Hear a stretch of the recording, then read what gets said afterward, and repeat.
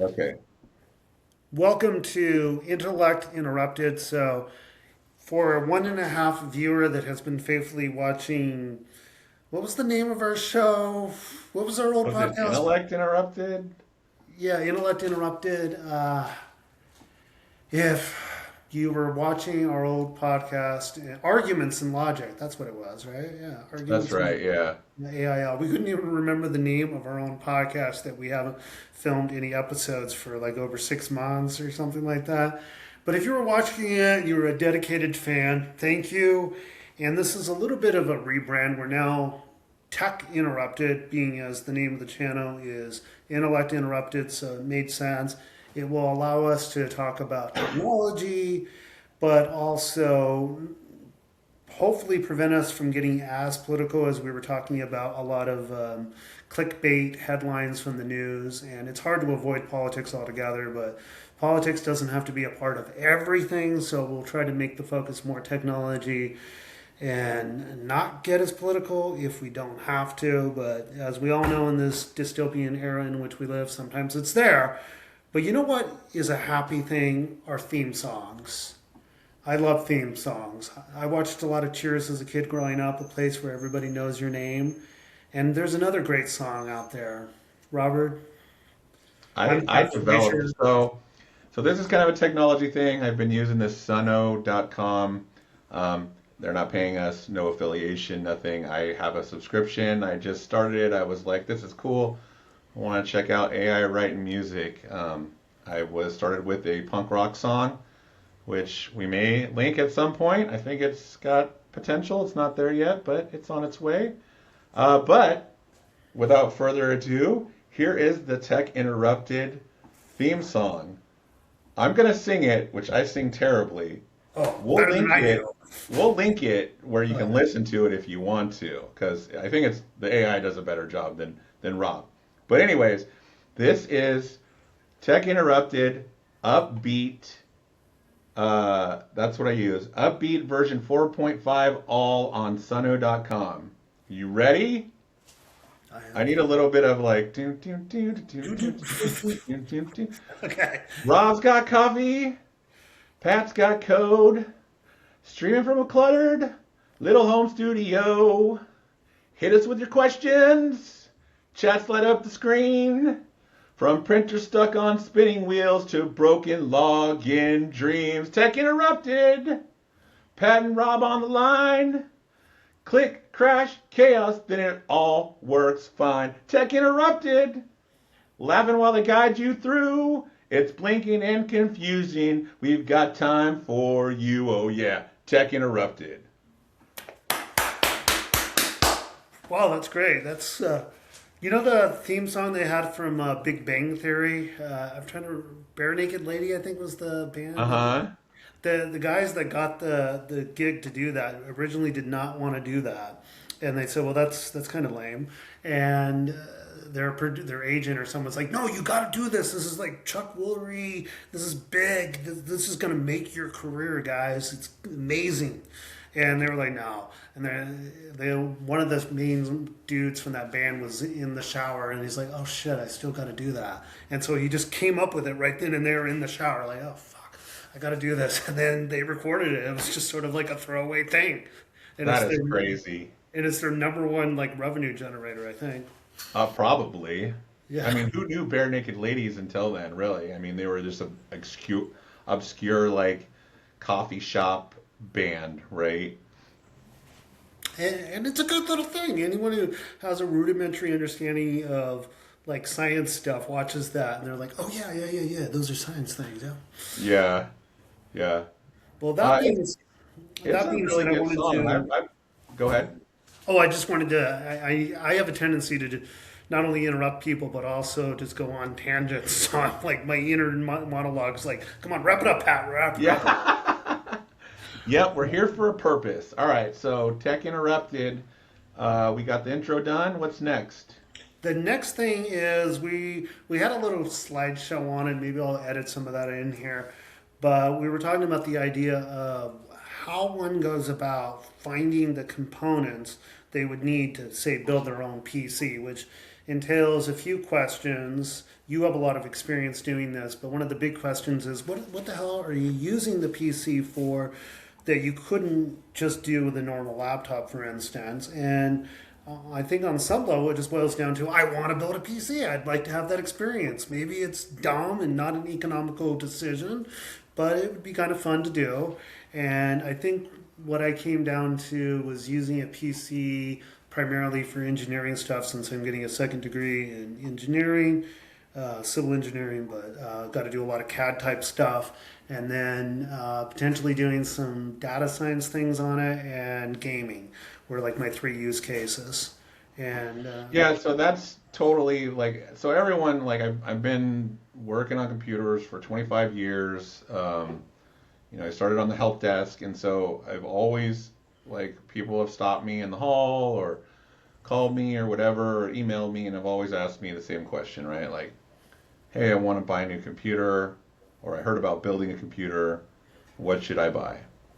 And just like you alluded to, the first question is always like, what are you going to do with it? You know, so this use case is like, the video games and the CAD go hand in hand, right? I mean, they're slightly different, and that's only because of I know. But typically, if a computer has a good gaming video card, it will also run CAD. But there are different kinds of video cards. So you can get really into like the nuts and bolts of this and what the differences are, and really into the weeds on something like this. So this is where the AI has come in really, really handy, right? Several, Newegg has an AI tool to help you pick out software. And I think Pat has a slide for that we'll throw in here. And so they're all doing it, but also just your local regular desktop Copilot or Gemini or whatever you're going to use is great for this kind of thing, because what you're trying to understand is what this is actually going to do to your computer. These things that I'm going to use, what are they actually going to do to my computer, and what components actually matter for that particular thing that I'm doing, right? So for your case, Patrick, it's pretty easy. The database stuff is generally more processor intensive. So if we were to do something like, I'm going to shift gears just a little bit on this, and I'm going to share, let me see if I can share a window. Yep. So I'm just going to share my Copilot window here, and here's where you can see that I just asked it a simple question, right? Does bamboo slicer, because I'm doing a lot of 3D printing stuff now, and I wanted a computer in my garage to see if to print from there, so I didn't have to keep coming in the house to print and like look at models. My printer's in the garage, and it was easier. So I had an old laptop, and I'm like, is it better? What is the software actually using? Is it using a GPU? Is it using a CPU? Right? So it tells me, right? The Bamboo Studio relies on the CPU for slicing. Slicing is CPU bound, right? And it just goes into it, right? And then it gives me links. GPU is for rendering only. So it doesn't matter for me. Okay? So in the same regard, if in Patrick's world, if we were to do this, like,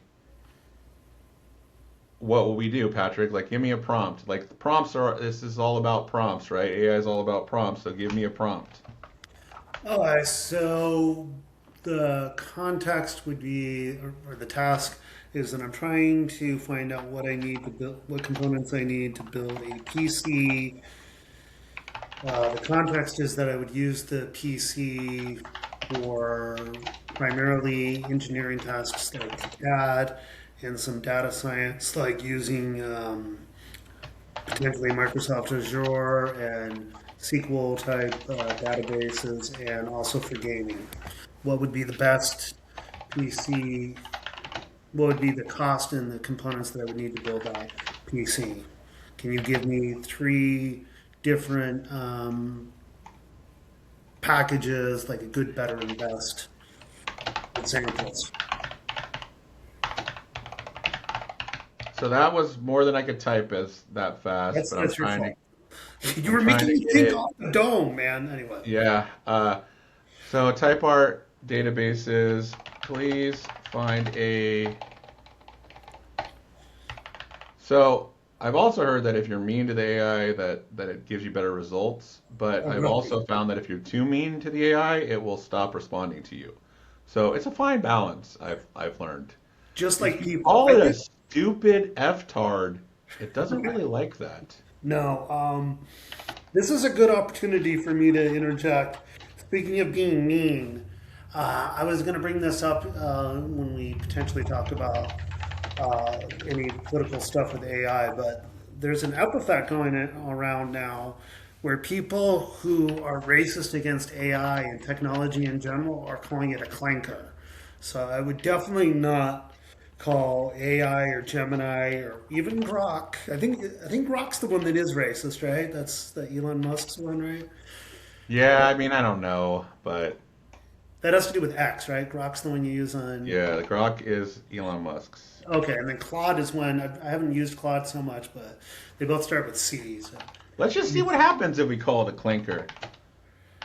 Okay, I would never call my co-pilot a clanker, but So you let's know, just see. I don't You know what? endorse. Actually, I'm not going to include that in there. We're going to do an experiment after this. I'm going to Okay, ask it how it feels about the clinker term. well, that's fair. That's fair. So I just did a simple one, trying to find components to build a PC, and I'm using AutoCAD. I will be using AutoCAD gaming and R-type database applications on this PC that I build. Please find me 3 builds with links to components. I probably need to add links to components Hmm. that are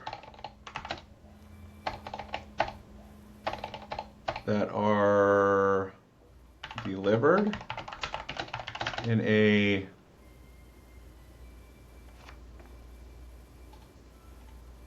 budget, medium, and high-end build packages. It's pretty good at deciphering like your nonsense a lot of times. If you can't Yeah, like quite get out what you're trying to figure it out, it'll figure it out pretty good. Let's just see what happens. let's find out.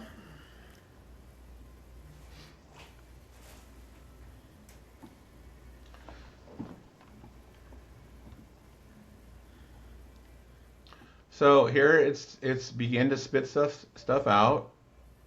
So it's told me that on a budget build, an Intel Core i5, an NVIDIA GTX 1660 Super, 16 gigs of RAM. It tells me the motherboard I should use, power supply, um, and it's where it got the information. Just that's always good. So here you can see in the medium build, it starts to talk about the differences between the two cards, Hmm. right? So if we were to ask, we could ask follow-up questions on this if you wanted to know more information. But I already know this from working in the industry for so long is that these are these are enterprise grade graphics cards that are built to ensure that every frame is accurate. Um, this is a consumer gaming graphics card where gaming graphics card they both process graphics and they both try to do it in very quickly and well, but they do it in completely different ways. The Quadro is for enterprise applications where you're like rendering frames for movies or whatever. AutoCAD where you're rendering drawings, right? Because it's it's designed to be not to be performance based, but to be um, what is it called? Accurately based. So they want Oh, every frame to be perfect and no dropped frames when you're rendering, right? In gaming, You want it to render frames as fast as possible. And if you drop a few frames here and there, it's not a big deal. Right, there's less of a concern for accuracy. So that's the two difference. Will it still run on the 4060? Hell yeah. And I've done side-by-side tests. I know this for a fact because I was looking at, because the Quadro cards are way expensive. Well, they're all expensive now, but the Quadro cards are enterprise grade and they're more expensive than a comparable card, a comparable gaming card. So I've looked at deploying this in where I work. Mm-hmm. Because we went round and round that they had to be quadros. Well, we found that you can get away with a lot of stuff using a gaming graphics card, but if you're really going to do a lot of heavy intensive rendering tasks and like really high end like Revit, right, you probably want a quadro card. So this is where we start to get into asking more questions as to exactly what you're going to do, right? If you're going to be delivering high-end Revit drawings, so Revit requires a whole bunch like of rendering and 3D modeling that basic AutoCAD 2024 doesn't have those high of requirements. Right. Then you may want to lean toward that. I honestly, in my experience, I haven't seen that big of a difference. I haven't been able to find one where I took a 4070 and tried to do stuff in it and it didn't come out correctly. But I'm not an engineer or a designer. I'm just the ID guy. So an engineer or designer might find problems with the renders. I couldn't find any. So really that's, in your case, 4060 is probably fine. You don't need to spend $2,000 on a video card. That's how. But again, you could ask follow-up questions like, and then here's where it gives you the really high-end build, right? Right. I mean, it's gone way overboard in my opinion on here. 128 gigs of DDR5 RAM, like, so I guess you're gonna take out a second mortgage on your house to get that. Right. Yeah, at that point you might as well just buy the computer. Yeah, I mean, I would buy something that was built with this, and 128 gigs is way overkill. So, yeah, it's not bad. For example, right, I built this rig. I have this motherboard. I have a 990. I didn't put the 9100 in here because the 9100 is way more expensive. And I put 64 gigs of RAM, and I use the 9800 X3D, not the 9950 X3D. So, anyways, the point is that the AI is pretty good about this stuff. And then it asks follow-up questions. Do you want me to compile direct purchase links? Sure.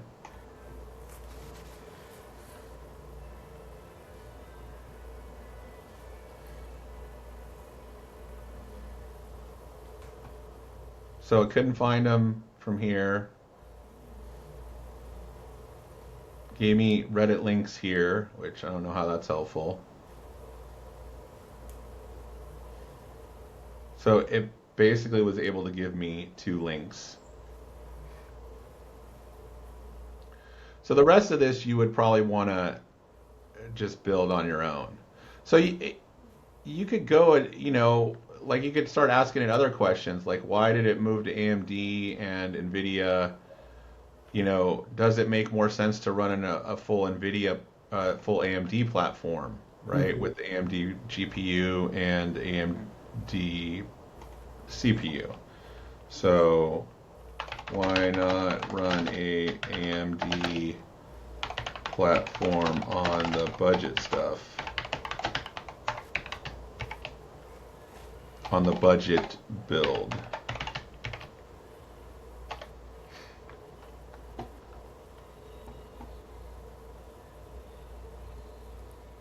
So, and then it says it can offer better value for money compared. So, this is one of the, in my opinion, one of the biggest. In my opinion, where we are with AI right now is no different than where we were with Google in 2001. Okay. So in 2001, you had to know something about search engines and searching to get results if you wanted good results, Right. You had to write a good. right? So Boolean search was a thing. Like they were teaching classes, and I took a class on it in college in Oh, 2001. really? Yep, Boolean search and Google. Which isn't all that materially different from people who are taking courses on prompting nowadays. Exactly. Yeah. Because you had to figure out how to get the results you wanted, right? And, it, and it's sorry to interject, but it's almost what's weird about that is how inverse those two skill sets are.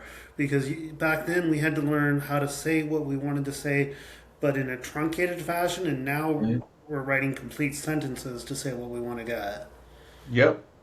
Yeah, I mean this, the funny part about it is nothing has changed other than the our ability to interface with this with a computer is easier and Right. is more human language based, Right. right? We've been trying to do this for years and years and years, right? Like, um, what was that language? There was a programming language that came out that was called, I want to say it was called English. Okay. Um, in the early 2000s, maybe it wasn't English, it was something like that. But the whole idea was to make a coding language that you could write in simple terms and it would make code for you. It didn't do very well, but it was incorporated in a few things, and it was a lot. It was pretty game changing back in the day because in 2001 you had to use functions and like it was really difficult. Right. The scripting languages weren't there yet. Did you find anything? Well, I asked, Copilot, yes. And the fun twist is there are several programming languages that play with the idea of English as code. They aren't mainstream languages like Python or Java. There's something called English, then in parentheses, ESOLang, an Okay. esoteric language where programs are literally written as natural language descriptions of what they should do. Anyway, I don't think this is a quote hallucination, but this is going down the rabbit hole. Yeah, but I mean, I remember that this mantra. So that's a lot of what they've done with AI, right? So a lot of AI has taken on that task, and it's really helped us. Right. So, you know, what it comes down to is, am I asking the right questions? It's like Hmm. any problem solving, right? Nothing changes. The funniest part, I'm going to stop sharing right now. The funniest thing about this is nothing changes. Like all it is the way we're trying to get the information, Right. you know. So this isn't really it's a leap, but it's not like it's magic. And for me, working in corporate America, it's very difficult because corporate leaders think that it's magic. Hmm. And it's just like any other technology we've tried to employ. It has to be employed in the right fashion. Anyways, I'm getting way off topic. You're supposed to bring me back. Well, yeah, I was, but it's hard to pivot when you say so many amazing things. No. Anyway, I feel like I'm a member of the Trump cabinet. No. I'm sorry, I promise not to be political. Pat, pat.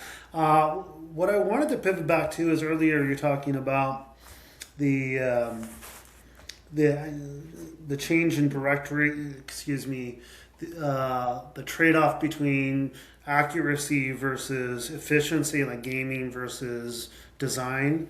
And it reminded me of that saying, they use it in project management, construction management in particular. You can have good, cheap, and fast. Pick two. You can't have all three. And it seems like the one that you definitely can't have nowadays is cheap. Like the cost of doing something like this, building a PC, has gone exponentially high. I know that because I've seen like YouTube shorts on this. Can you inform us? I believe AI has impacted that rise in prices.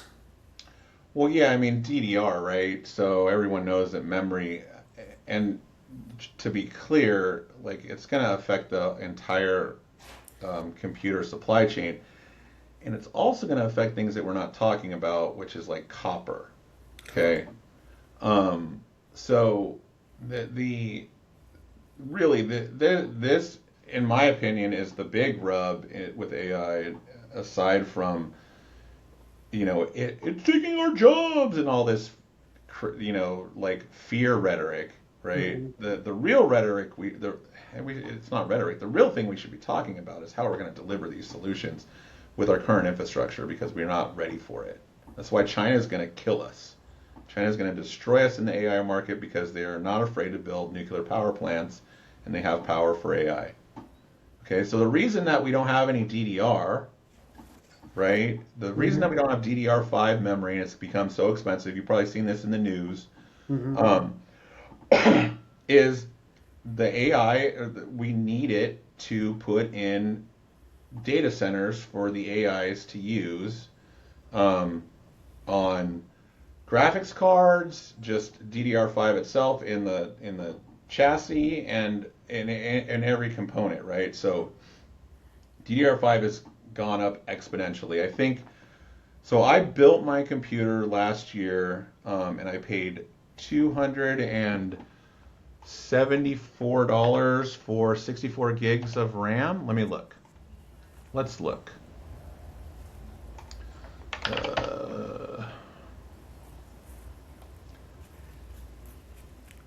So I bought.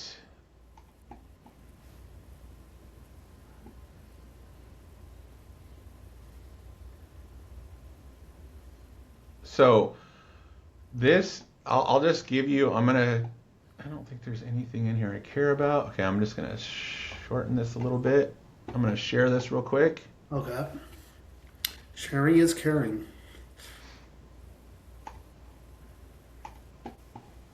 Let's see. We got here. So you can see this. Here's the RAM I bought. This was back. So the return window. So it was May 5th. I bought it because it's 30-day return window. Okay. 64 gigs of G Steel NZ5 Neo Series RAM. Right. $205. That's what it costs. Okay. So let's do this. Let's open this. I'm gonna stop sharing. 64. And then I'm gonna open this in a new incognito window. Let's see how much that costs now.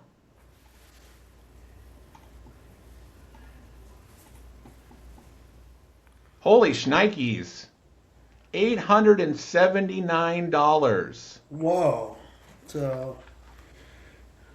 So May, June, July, August, September, October, November, December, January. 8 months later,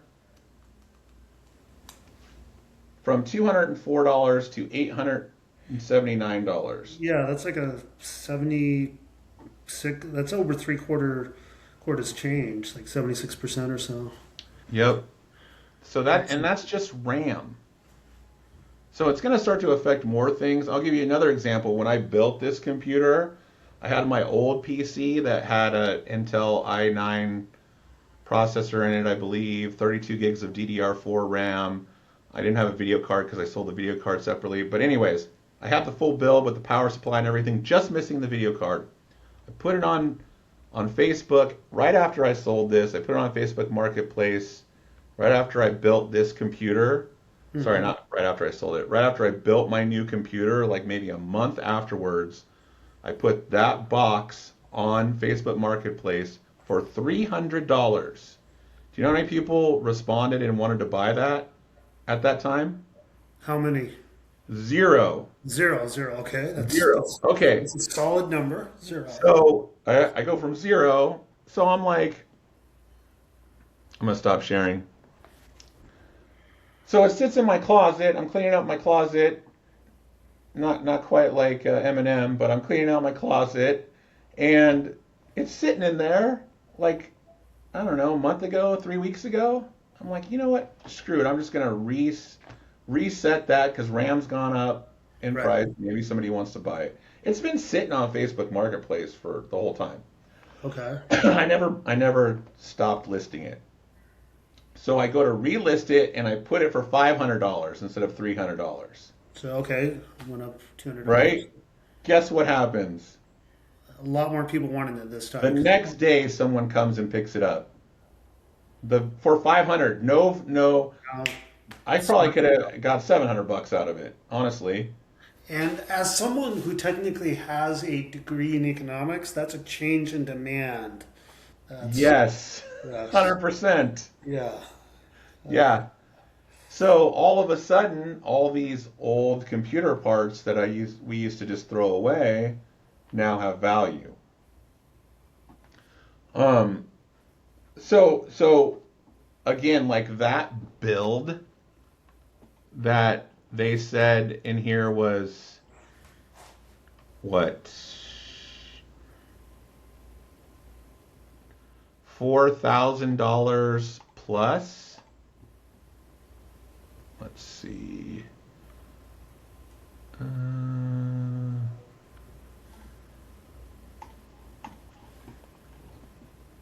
So this high-end build that was $4,000 plus, Yeah. they say 128 gigs of there's no way. I don't know where they found it. Let's see.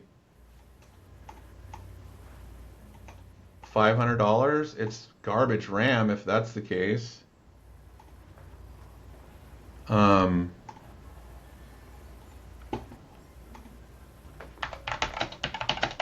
let's ask it. What did it say? 499. Yeah, $499.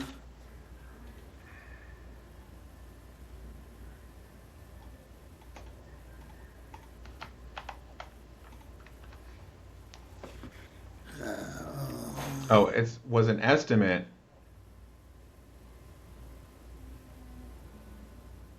So it says it was an estimate. In reality, often costs $6,800 or more, depending on the speed and brand.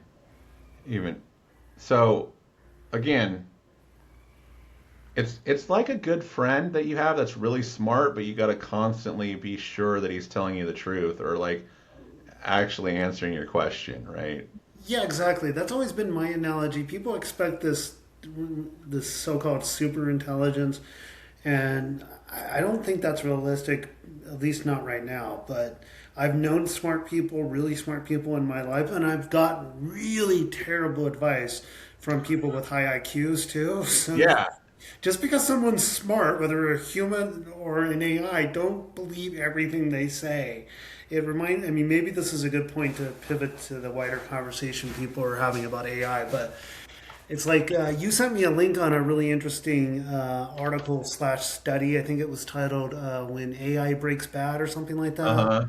And it was funny. Of course, it's not funny if this were to happen, because I think it was a simulation where if someone was getting advice and using AI for therapy, which you probably shouldn't do, obviously you shouldn't know probably about that. If you have actual mental health issues, please don't do that. That's my PSA. You want to talk to a licensed therapist, et cetera, et cetera. But the AI therapist said something like advising the person to carve out the letter L on their forehead. Yeah. And I forget what the L was supposed to signify, but you know, Life.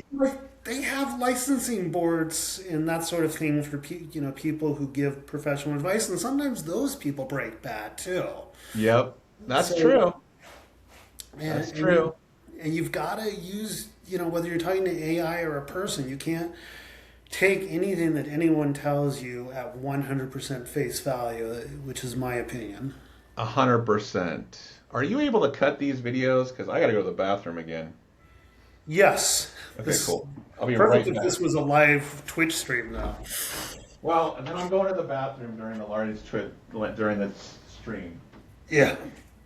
So this is a good time for us to talk about the sponsorships that we don't have. But if you would like to sponsor this channel now, feel free to reach out to us. Otherwise, if we actually turn this into a real thing, I guess we could go full Patreon, and you could support us on Patreon, so we don't have to do cringy ads for Z-Biotics, which I think is somewhat unethical. So if that survives the editing floor, I'm not getting you as a sponsor. It's fun talking to myself. This is definitely not going to survive the cut.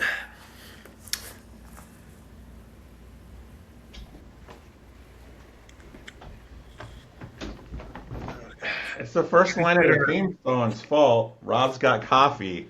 Right, Pat's got code. I right. gotta go to the bathroom. That's what it is. They do that on Twitch streams. You know that. We're just Yeah. not doing Twitch. We could. Um, So I just looked up, just so you guys, just so we close the loop on this, right. uh, what a, what that X5, let's click on it. What is that going to cost? Oh, 879. But the 128 gigs of memory that they recommended um, in our build is $1,200 to anywhere from $1,200 to $4,000. So you get pretty decent memory, 128 gigs for about 1,200 bucks, which I would never do, which is stupid, which is another reason why like you only need 64 gigs, 128 gigs is crazy. Right. Also, I guess, when we're talking about AI and versus Googling back in the aughts, something that is also a big paradigm shift is getting a PC or building your own PC is so early 2000s, so aughts, I guess, where nowadays the big change has been these 3D printers. Because now a lot of people may not know this. Myself, I wasn't keeping up with the price, but just like back in the day, the flat screen TVs were super expensive and almost nobody had them. And now they're ubiquitous, like everybody has them. Mm-hmm. And we're approaching a time where that may very well be the case. That more and more people have a 3D printer. It's just a normal thing to have. We may look back at this time in the next 10 years and go, oh, that's when there was a pivot, just like when Steve Jobs, love him or hate him, came out with the iPhone. Next thing you know, everyone has a smartphone, whether it's an Android or smartphone. So do you think that's going to happen with these 3D printers, that more people are going to have one at home? I mean, I think that's what the 3D printer manufacturers want to happen. I think they're moving down that road. Um, and, you know, so I definitely think that that's a possibility. Um, but before we talk about that, did we want to look at like one more PC builder? Because I thought we would just look at the Newegg PC builder real quick, and then we can come back to that. Oh yeah, I was thinking that maybe you get better results after all from the actual AI in something like Newegg, since they're pulling from the actual prices you would actually pay. Yeah, I was. Let's see what theirs do real quick, and then we can pivot to that. So, one second. Okay, I'm going to share the PC builder screen, which I imagine is fine by them. So here's their AI PC builder. They have some that you can just like click on anyways and view their pre-built machines. Right. But and then they have, which isn't working, their little eye isn't working. So typically you can click these. But let's just see. I want to use AutoCAD.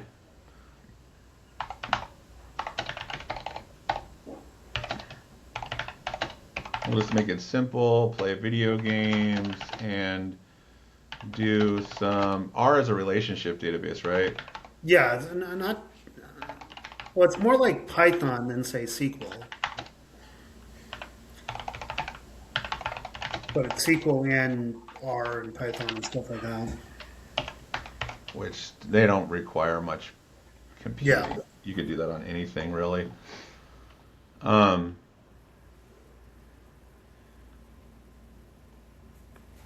so it's doing something, I guess. There it goes. Whoa. Okay, and then let's see the prices. We got Man, this is corny at gumbo here. Whoa. $299. Okay, so this is popular versus valued. This layout isn't very good in my opinion. Um, Seems like it's a different generation than when we used this 6 months ago or so. yeah, I mean it's not bad. This is actually pretty good because so what this is in the middle is it's giving you popular versus valued, pros and cons, and then these are scores, right? So this is like it probably says this somewhere. I don't see it, but these are like 3D Mark scores. Um, but so here's the different processors. um, I wouldn't get either of these processors personally, but that's that's just a whole nother debate. Um, it goes into the 9900 and the 9950X have their core on die different and blah blah blah blah blah blah blah. It gets really deep into the woods. So these processors were out when I built my machine. I chose to get the 9800X3D because it handles gaming applications better. It's probably not better for multi-thread applications, but AutoCAD isn't a multi-thread application. I don't believe. Hey, 1.5 fan out there, if you know anything about computers and it is a multi-thread application, please comment. Yes. We've only had one comment which was very cryptic, and I have no idea if they were trolling us or what. I think they liked it. So, I mean, there isn't really a big difference between these two. They're both pretty high-end machines. 2800 here, 3100 here. Both of them, there's a 5070 Ti and a 5070 OC, which is overclocked. This has 32 gigs of RAM. This has 48 gigs of RAM, but they don't even have it in stock. And then they have other things you can do. So another thing I want to mention real quick as we wrap this PC building portion up is, and kind of segue back into that 3D printing thing. For a long time, parts manufacturers have tried to get the consumers to build their own PCs, right? Mm-hmm. They've done it for a lot of years. So 20 years ago when I built a PC, okay, when I first built my first PC, even let's say my third or my fifth PC, right, 2003 or 2004, those builds took quite a bit of time. They were more difficult. You had a lot more little connectors that you had to figure out where they went on the motherboard, getting the USB connectors and stuff to work. You had like jumpers on the motherboard that you had to change around, like physical little like switch things that you would put over two prongs on the motherboard. And it would be really tiny, and it would say like 01110 or something, or it would say like MBPXTCC. And then you have to look in the manual and see what the hell that meant, and then what the actual jumper position should be. Right. And so it was much more difficult. Not only did you not have these tools like we have now, the AI, you had to really know what these individual components did, and it took you much longer, okay? So ground up PC build back then was probably, if you're good, like my fifth build was probably 6 to 8 hours to do everything, right? Unbox it, put it in the stuff, screw everything together, build it up, and then on top of that, then you had to load the operating system.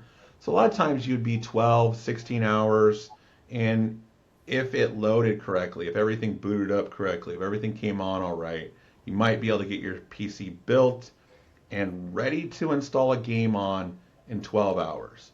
12 hours? Okay. It used to take me, like I used to take them to work with me, and it would be rare that I'd be done by the end of my shift. Of your actual job while you were doing your side job. Yeah, I mean, because there's always downtime. Like, there's a lot of downtime in fixing computers, right? You're like, you click something, and you're like waiting for something to load somewhere, something to happen, and then you just turn around because you have your workbench right next to you or whatever, and you just turn around and you may click another thing over here, and you may click another thing over here, any good PC tech is going to be constantly bouncing between like 3 or 4 different things that they're working on simultaneously. Otherwise, you won't ever get anything done because you'll That just makes be sense. sitting there waiting for the next thing to load, Right. right? It's gotten better than it was 15, 20 years ago, but 15 years ago, I would bring a book with me. If I had to go load something on someone's computer on the floor, Mm-hmm. I would literally bring like the old school like pages book, An actual book? an actual book. Would you listen to music on your record player, Boomer? Oh. Fuck, dude, we got a CD player. I had a sweet ass anti-skip CD player. Very, very cool. Very Oh cool. yeah. So, anyways, um, my point is, where I was going with that is that this latest build that I Mm-hmm. did, I got all my parts. I mean, I'm a lot better at building them too, so there's some of that. Right. But I got all the parts. I took it into my garage. I had my computer built and running in 2.5 hours. That's a huge I difference was in time. gaming on it in 3 hours and 15 minutes. So that's a huge leap in the amount of time that it took. Like upwards of 12 hours just 10, 15 years ago, you said? hmm And, the average person couldn't do it. Now the average person can go and order these things and just plug them in. I mean, back in the day, you had like 6 different plugs the plug looked exactly the same for 6 different things. And you had to like read it. And then it was always like some like code that you had to So, look at the manual for so the industry's made it a lot more user friendly for people to put these components together over time. and build them on their own. Yeah, Yeah. and that's probably why you see a lot more builds, more people building them, right? And so, um, that's the same place, to get back to the 3D printing. That's the same place that 3D printing has gone, right? In 2013, um, 3D printing was terrible. In fact, I have a pretty interesting video. Maybe I'll send it to you. We can link it from another channel in the description.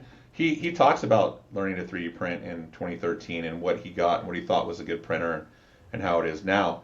Hmm.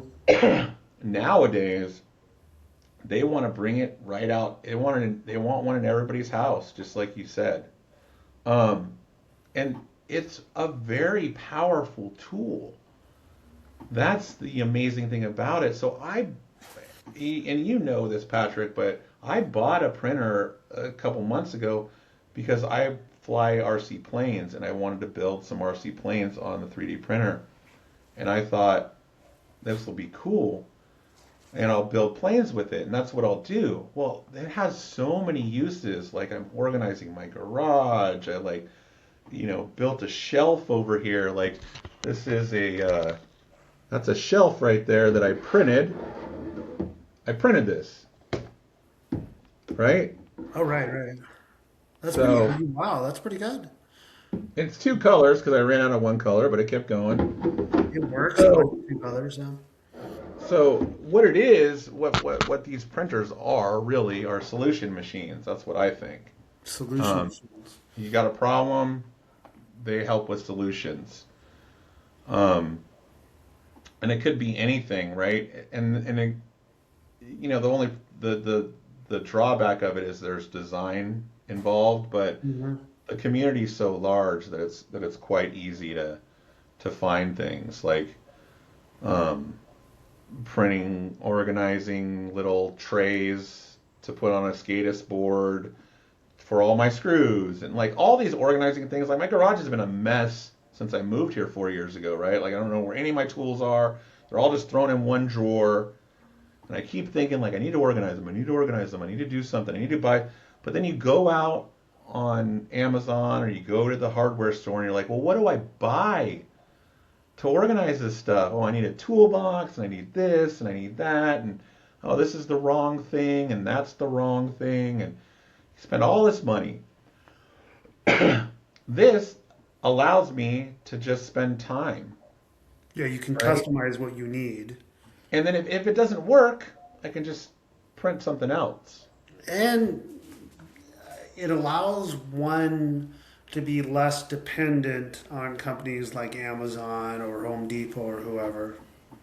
Yeah, in theory, it definitely could. And as these things evolve and as these things change more, definitely. I mean, I don't want to get political. As long as the government doesn't ruin it, we'll Right. printers.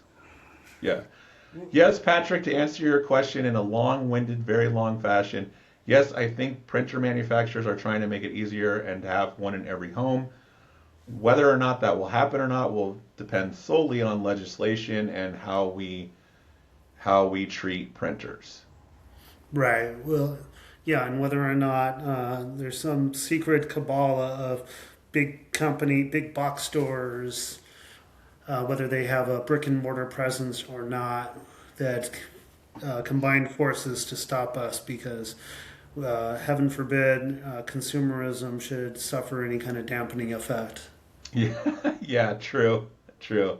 I wasn't I sure. mean, it's already got a bad name. Like 3D printing in the industry has already gotten a bad name just from the media, right? And so it's really sad. Like I didn't know anything about 3D printing, so because I don't pay attention. Full disclosure, I think everyone, the 1.5 viewers that watch this show know that I don't watch a lot of news. I try not to get involved with all the nonsense that's going on out there. Yeah, I mean, I just can't take it anymore. I Yeah. can't do any good. I just feel like I can't do any good, and I can't facilitate any real change, and so Right. it's easier for me to just disconnect. Right. Yeah. Um, Yeah, brother. I mean, I know when I've been the sickest I've ever been is when I'm throwing up in the toilet and the other end of me wants to do something else at the same time, uh, or vice versa, which is less messy. And that's kind of how I feel with everything going on nowadays. Is I have heartburn, and I want to throw up, and I want to cry. Like my body's doing multiple things all at once. yeah, yeah, Sorry and for that. I think that's a lot of people's sentiment, and I think with all the stress and everything, I've been, I was suffering like from a real bad case of long-term burnout in technology. Hmm. And the beautiful thing about this getting this printer that it's done for me is it's refueled my passion for technology. And so, and I'm getting like emotional just talking about it because it was really difficult. I've been doing computers for 25 years, dude, and like it was really hard. I'm like, do I need to do something else? I'm fucking unhappy every day, you know? Like, should I do something else? But I like technology as a whole, but where it's going, I am not real cool with. And the way that corporate America is pressuring me, like I just don't want to learn anything. And this printer came out of nowhere, and all of a sudden I'm like, well, fuck, I want to learn AutoCAD now. I work for an engineering company. I've worked there for almost 10 years. Like could have learned AutoCAD a long time ago. I'm an IT manager right now for an engineering company. But I had no incentive to learn it. Hmm. It's very hard for me to learn software. I don't know about the rest of the world. Maybe other people could just pick things up and learn how to do things in software. For me, it's very difficult if I don't have a use case that I'm applying it to. If I go to a class, I typically forget it later, like a week later, right? Like your Google Essentials class, like how much of that knowledge did you retain? Right, right. You know? I remembered vaguely the one thing I remember, and we may or may not have time for this bit, but one of the little Coursera Google classes I took was on prompting for AI. Uh-huh. And I learned that you have to give the AI a little bit more context to have a quality prompt. Yeah, that was really good class though. Yeah. Um, We're I not really endorsed enjoyed it. by them, but you could be a sponsor unless. Anyway, go on. Yeah, I mean, I really liked that. It really broke down the 5 things you need to prompt effectively. It really changed the way that I approached AI, you Hmm. know. That maybe that's a good bit to close out on. Am I So able yeah, to share? anyways, just to close the loop on this whole printing thing, yes, I think you're right. I think that's where we're trying to go. I would like to see it. I think the hobby is really wonderful. There's a lot of really smart people out there in the hobby inventing a lot of really cool things to solve problems. And that's really what 3D printing is all about, is about solving problems, you It know. is. And the sad part about it is every single person I've mentioned it to says the same things. Oh, I heard they make ghost guns with those. All right. We were going to close out on kind of a funny bit, but speaking of the ghost guns, one of the political issues that is coming up, and you alluded to it earlier, that's around these 3D printers, is there's some legislation in Washington around Yeah, that Washington concept. and New York are the big ones right now. Okay. And they want to ban the use of 3D printers for making guns, I guess. Well, I I mean, don't get me wrong, like gun violence is a problem. Like I'm not here to say that it's not a problem, but what I am here to say is that coming up with solutions to a problem that aren't viable or won't do anything is just pointless, Hmm. right? We know that if we want to curb gun violence in the country, we should start banning guns. Like, it's not fucking rockets. Sorry for my language. It's Yes. kid friendly. You're gonna have to edit that out. Right. It's not rocket science, Right. okay? If you want less gun violence, get rid of guns. Okay? So me making I'm we're not making them in our garage. If I wanted to get a gun, I'm not going to go try to print one. I'm just not going to. I could make one out of PVC pipe or like there's so many other ways. Yes, I could. Probably, but why?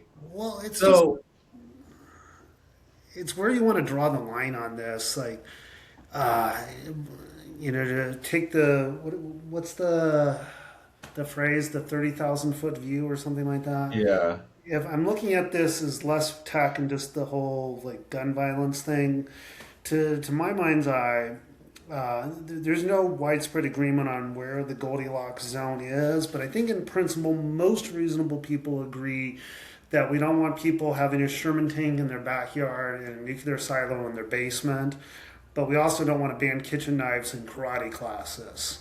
Like there's a space between those two. Mhm. Like fertilizer can be used to build a bomb. But are we going to ban fertilizer? No. So there's some common sense where we can come to some agreement, and maybe that means people that are 21 can't get an AR-15. I don't know. Maybe it means more background checks, blah blah blah. Maybe it means insurance on the guns. I don't know. But as to whether or not a ban on the kit that you would use for 3D printing is the answer, I don't have enough information on this yet, but I'm betting that there's. It's not that they're going to ban it, it's that they want to install software. They want software on there that validates every print, So they have right? some sort of check on who did this? No, so that you can't print certain shapes because what Okay. the legislation actually says is that they have to have blocking features installed Okay. to ensure that a gun isn't printed. So The anything that. problem, what's that? Oh, so anything that looks like a gun, even if you were using it for something more benign, like a water gun, I think you mentioned off camera, Yeah. would be off limits. Yeah. So it would have to have an active searching, it would have to search a database, right?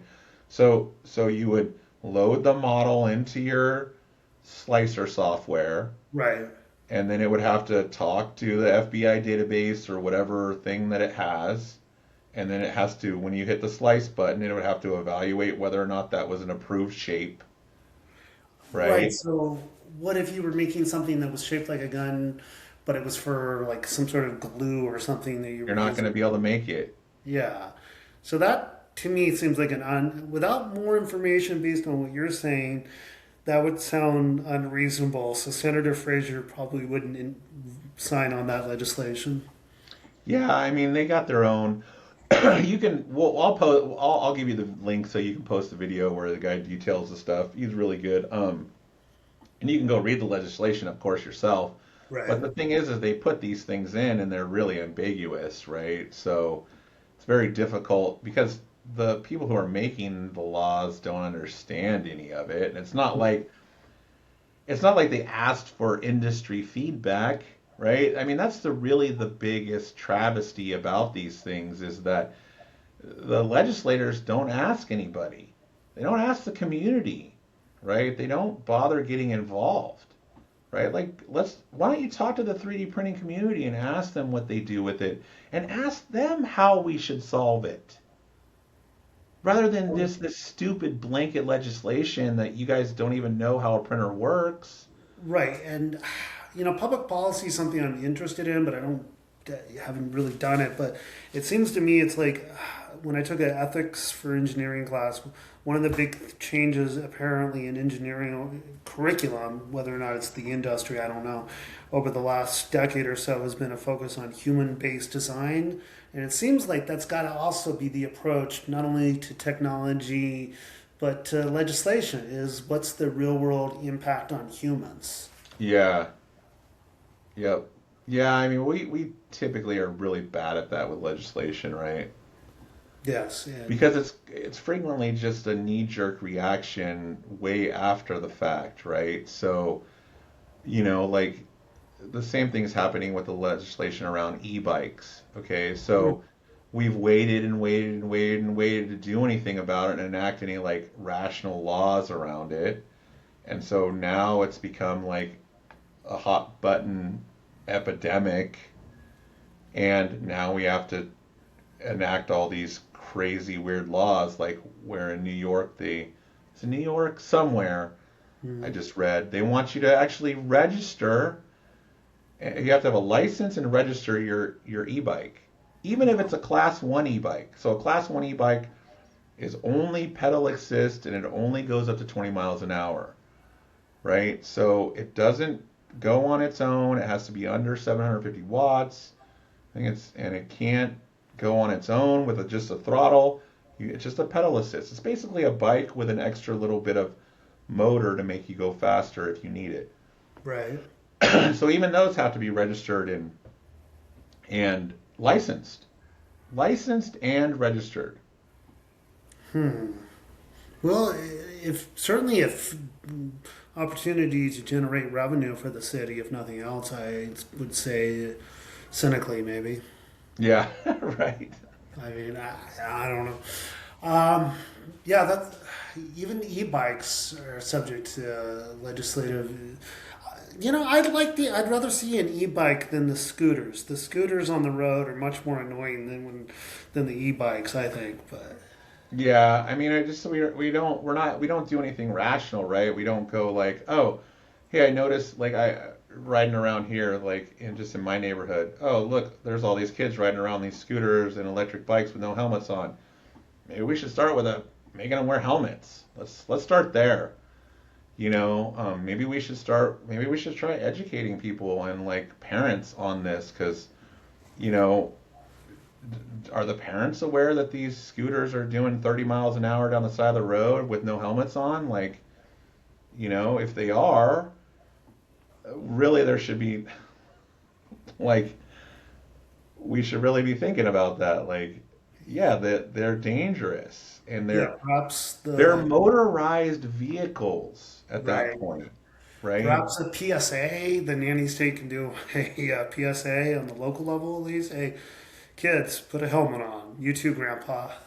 Yeah, I don't know. I don't know. The thing is that technology moves so fast and legislation moves so slow that you end up with all these knee-jerk reactions to solving problems because they've reached ahead, right? And I guess that's where we're at with the whole social media thing. That the horse is already out of the barn, I guess. So any legislative intervention is probably too late, maybe. But we talked about this before. That in Australia, they're now banning social media for anyone 16 or younger, or up Hmm. to 16. When you're 16, I think you're allowed to use Instagram or whatever.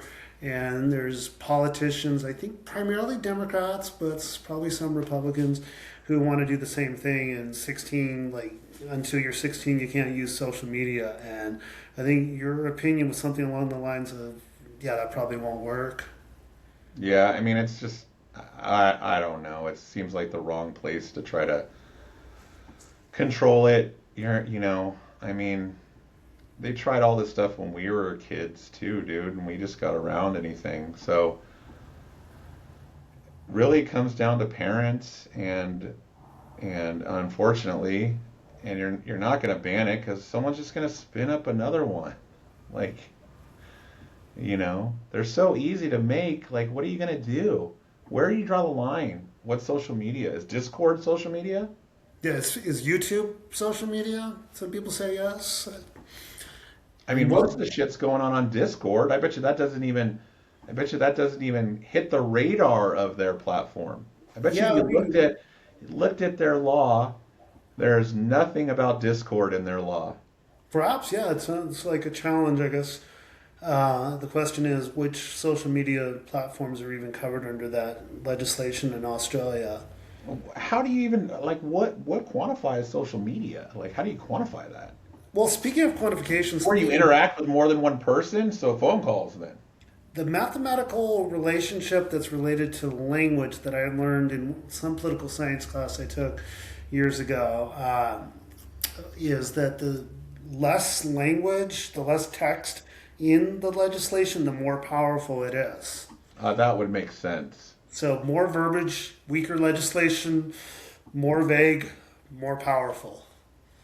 So if there's not a lot of verbiage in there, then the executive branch, I guess that's the Prime Minister of Australia or whoever, can basically say, yep, this is whatever I say counts. That is social media, yeah. It's pornography because I say it's pornography. Right, that's what somebody in the Supreme Court said that years ago. Yeah. There's no definition of pornography, but you know it when you see it. Yeah. Yeah. True. There's no definition of social media, but you know it when you see it. Well, are you able to share again the little slideshow we had near the end on the prompt? Because I thought a good way to end this was the whole idea that I've heard, speaking of AI that we've talked about, that a lot of comedians say, oh, well, the one thing AI can't do is write good jokes. And Okay. So here we are. Hold on. Let me get this going. Oh, it wants to go full screen. I'm just going to share it in the browser window then. okay. Otherwise, it's going to want to go full screen. Unless... Can I share this to the...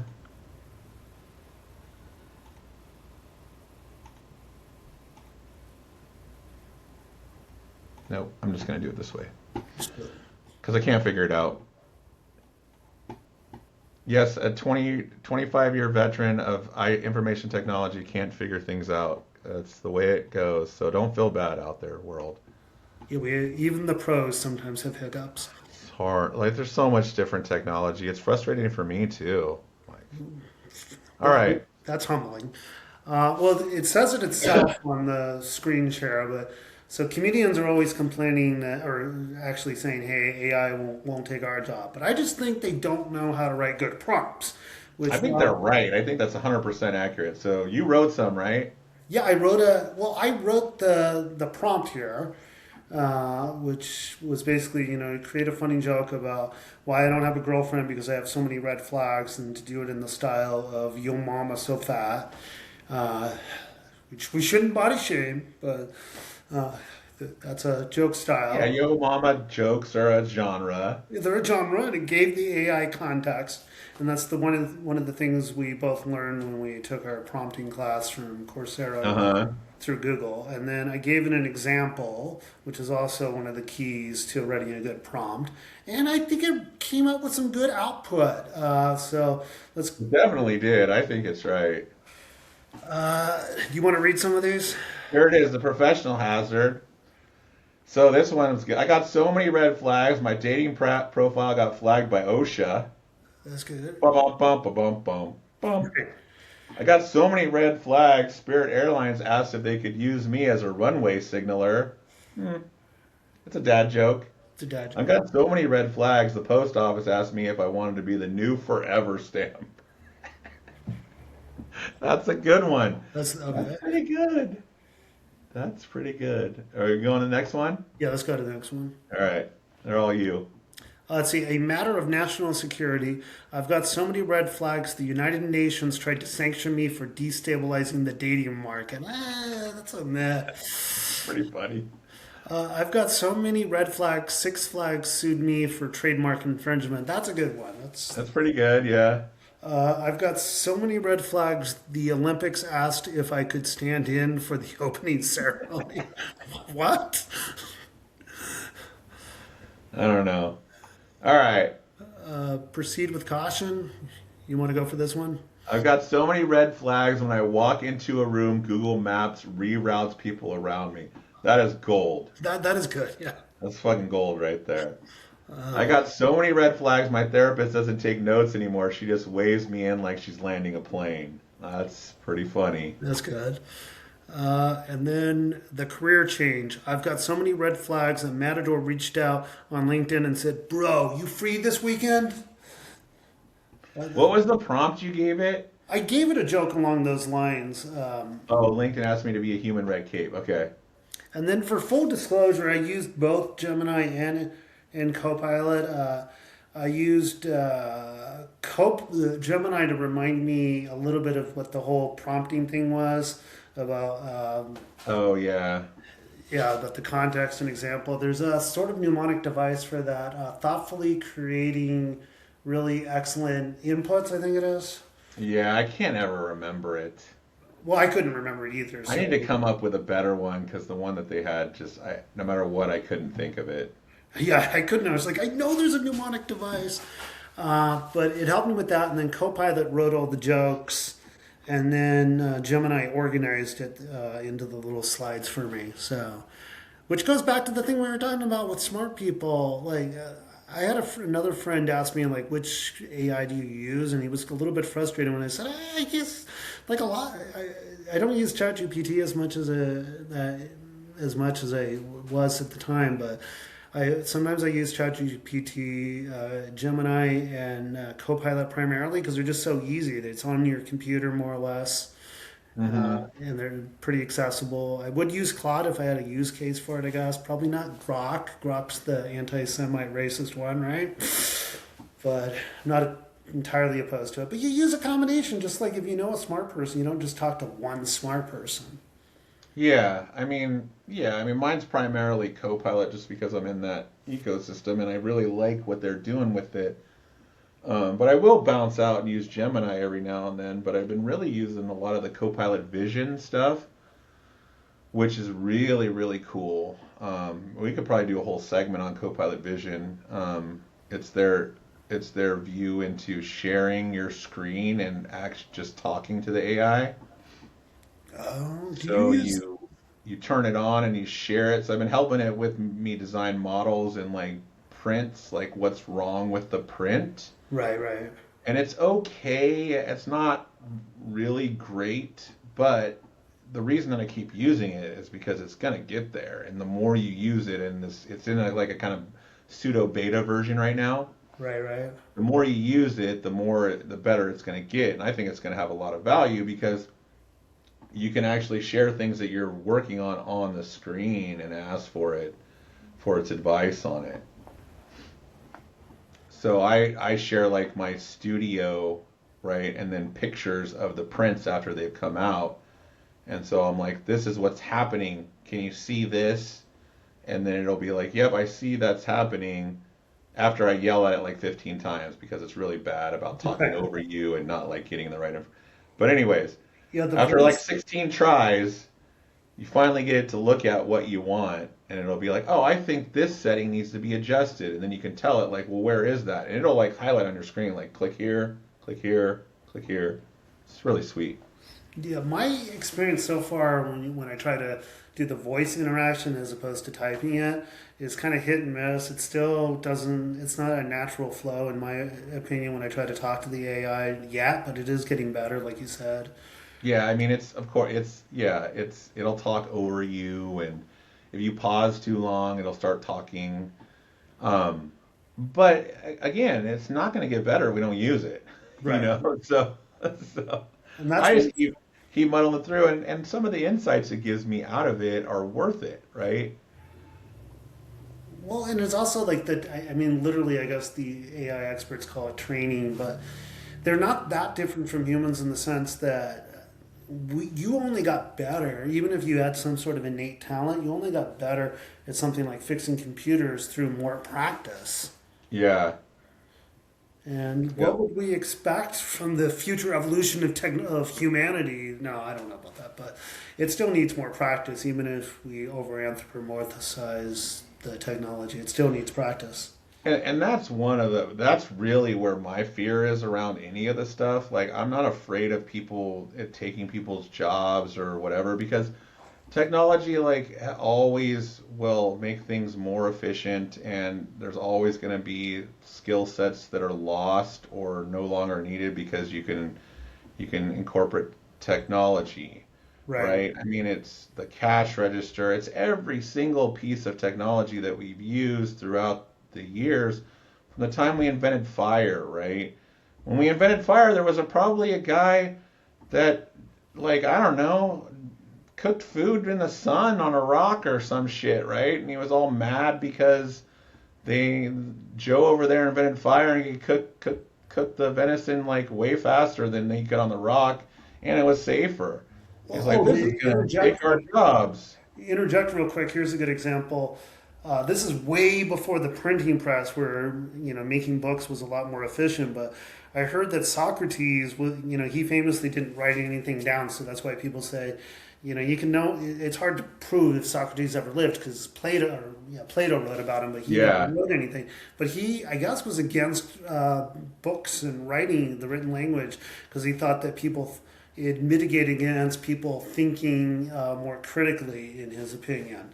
And that's a hard take.